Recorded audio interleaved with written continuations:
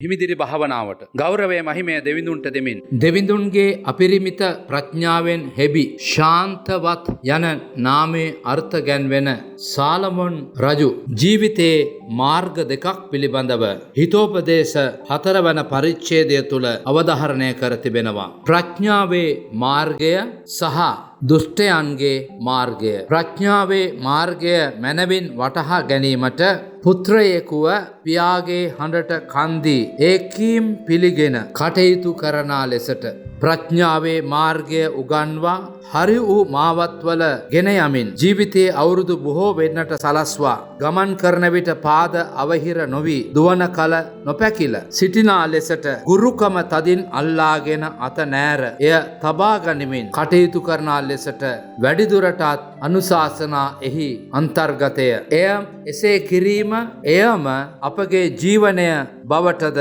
සහතික කරමින් මෙයට පිටුපා දුෂ්ටයන්ගේ මාවතට ඇතුල් නොවී නපුරු මිනිසුන්ගේ මාර්ගෙහි ගමන් නොකරනා ලෙසට මෙන්ම එයින් වැළකී එහි නොගොස් එපමණකුදු නොව එයින් අහකට හැරී යන ලෙසටද පියාගේ අවවාදය කොතරම්ද. මෙකි මාර්ග දෙක පිළිබඳව හොඳම කියවීම 18 19 පද 90 දමිටුන්ගේ මාවත ඉරමුදුන් වේලාව දක්වා වඩා ආලෝක වේගෙන යන්නා වූ අලුයම් ආලෝකය ලෙසින්ද දුෂ්ටයන්ගේ මාර්ගය අන්ධකාරය ලෙසින්ද තුමු කුමකින් පැකිලෙද්දැයි ඔහු නොදන්නා තරමට අවිනිශ්චිත භාවය කොපමණද. ඉහලින් හඬක් ආත්මයට ඇතුලාන්තරයට ඇසේ කන අසලින් හඬක් අපව ඉවතට අදින්නට ඇසේ සවන් දෙන්නේ කුමන හඬටද තීරණය කරයි ඒ අනුව මාවත.